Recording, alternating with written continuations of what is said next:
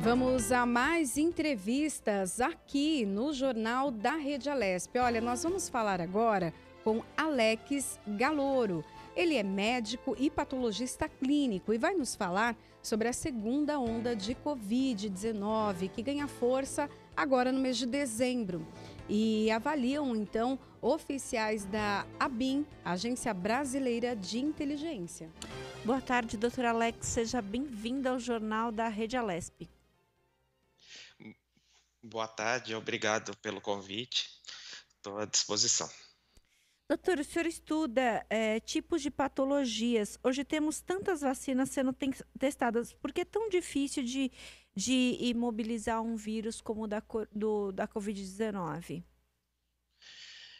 Então, o processo de disponibilização de um novo tipo de vacina é um pouco demorado para que se possa garantir as etapas, né, de segurança e da eficácia da vacina.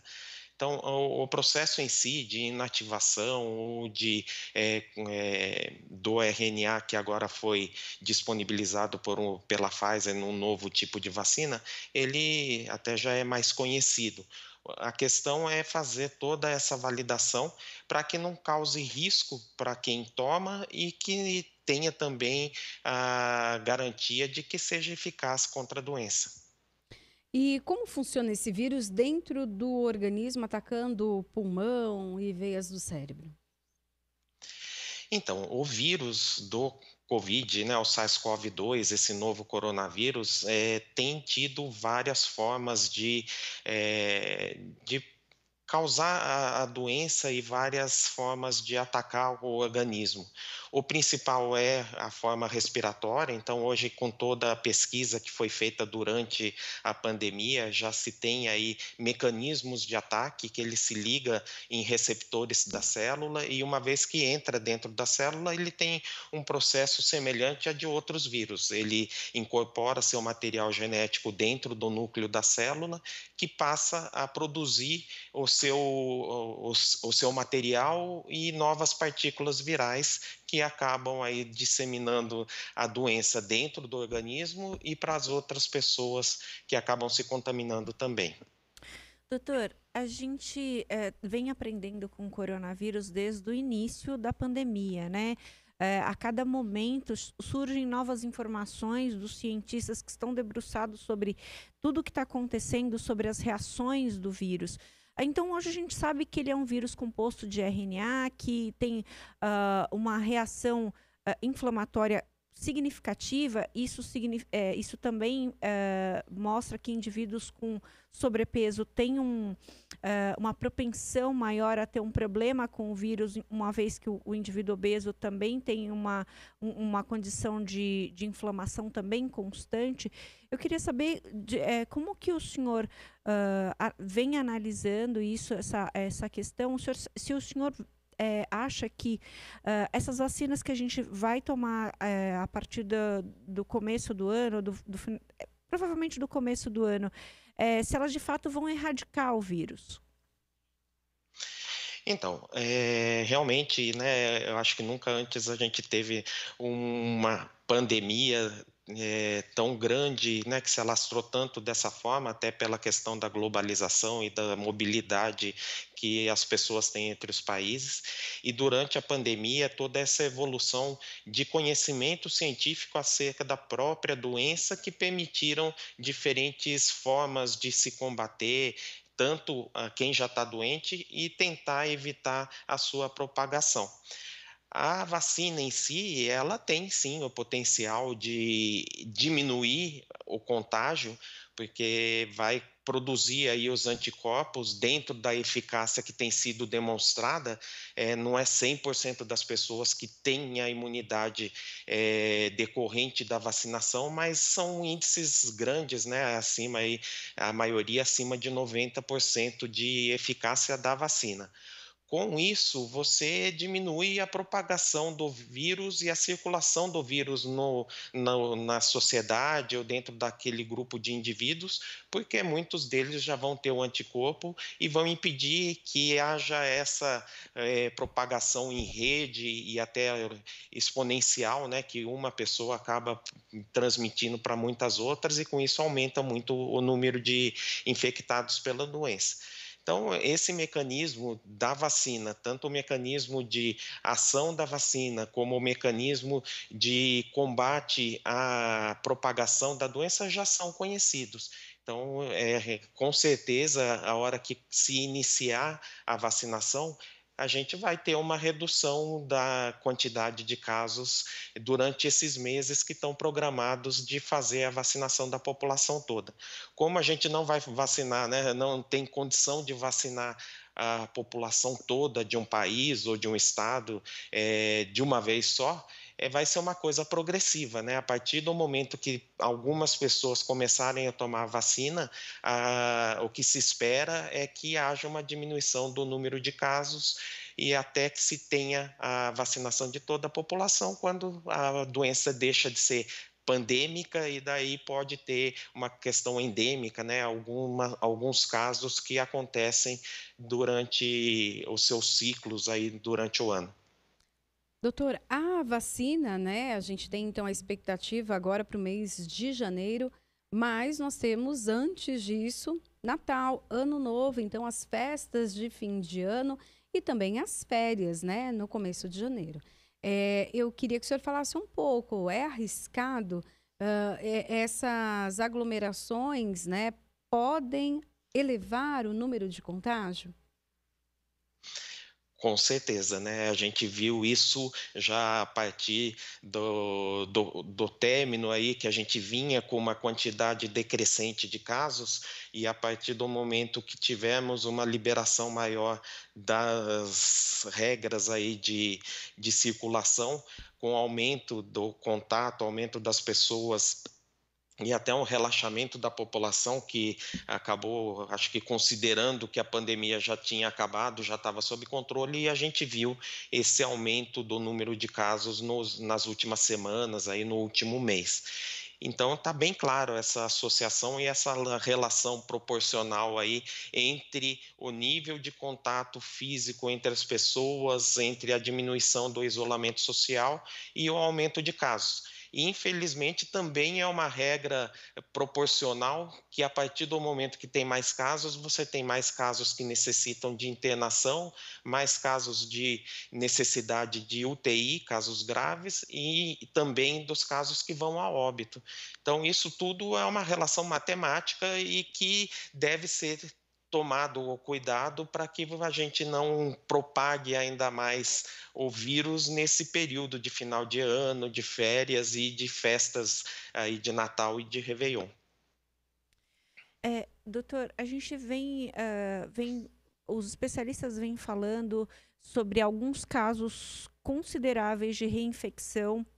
A gente vê uma propagação aí de novo do vírus e a gente não compreende bem se de fato é uma segunda onda ou se a primeira onda está tomando uma nova força. Como que vocês avaliam esse fenômeno que está acontecendo?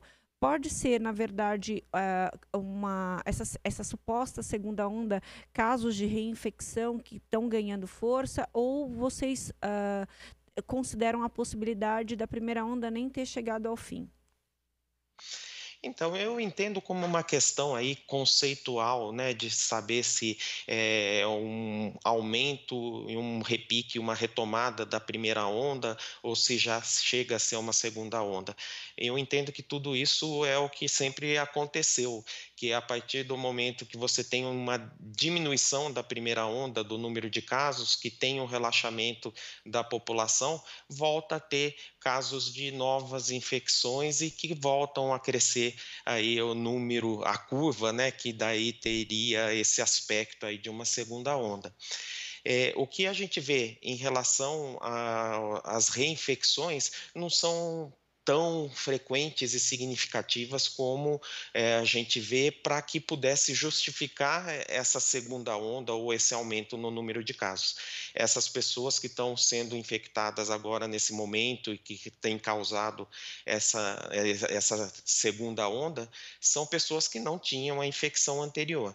Para você ter esse diagnóstico de uma reinfecção, você precisaria ter aí um sequenciamento do vírus da primeira infecção para ser comparado com o sequenciamento do vírus da segunda infecção e poder saber que teve duas infecções por duas cepas diferentes do vírus. Como não é feito de rotina esse sequenciamento, não se guarda a amostra para fazer a comparação posterior, é muito difícil você ter esse diagnóstico confirmado de reinfecção.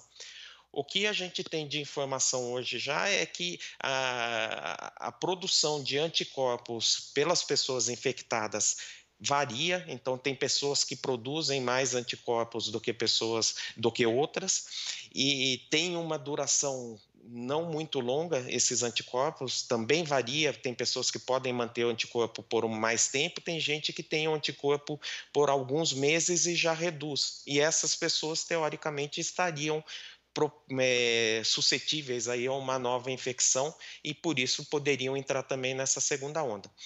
Eu acredito que essa segunda onda tem sido por novas infecções de pessoas que não tinham sido infectadas anteriormente. Doutora, a gente vê que tem pessoas que tomam, né, todos os cuidados ali da higienização da casa, estão fazendo isolamento, evitam ao máximo, então, uma exposição, não participam de aglomeração e ainda assim são infectadas pelo novo coronavírus. O que fazer para realmente nós estarmos guardados, né, e não sermos, então, contaminados? Há essa possibilidade? A gente não sabe, e como também tem as pessoas assintomáticas, a gente nem sabe se teve ou não a doença, né? Eu acho que é muito difícil a pessoa conseguir seguir rigorosamente as orientações e evitar os contatos de forma que possa ter 100% de segurança de que não vai ter a infecção. Justamente por isso que você falou, tem pessoas assintomáticas que podem ter a doença e que podem ter o vírus e propagar e causar a infecção. Uma outra situação é que o vírus tem essa possibilidade de ficar em suspensão em ambientes e que uma pessoa que estava infectada frequentou aquele ambiente fechado, ficou o vírus suspenso por alguns minutos ou horas, e essa segunda pessoa que pensa, né, tá 100% seguindo 100% as regras, né, e as orientações para evitar a contaminação, vai àquele ambiente e acaba se contaminando com o vírus que não estava ali junto com a pessoa, mas sim em suspensão no ambiente. Então, tem também a questão da permanência do vírus em superfícies e que essas superfícies podem propiciar a permanência por várias horas, né, às vezes até mais de que 24 horas então a pessoa pode se contaminar naquela superfície. Então, são muitas as condições e as formas do vírus se propagar e infectar as pessoas que consideram que poderiam estar 100% seguras. Então, eu acho que tem as duas coisas, né? Não por isso a gente vai deixar de fazer as precauções, mas a gente saber que tem outras formas e que a gente precisa estar monitorando e atento, né, para os sinais e para saber se teve a doença ou não. Doutora Alex Galloro, nós gostaríamos muito de agradecer a sua participação aqui no Jornal da Rede Alesp, os seus esclarecimentos. Muito obrigada e uma ótima tarde para o senhor. Eu que agradeço, boa tarde para vocês, para todos, e estou sempre à disposição. Obrigada, doutor, ótimo trabalho. Todos os cuidados, né, são necessários e ainda assim, né, esse vírus é tão traiçoeiro, né? Com certeza. Que ele pode ainda nos alcançar. Mas vamos seguindo e fazendo a nossa parte e é isso.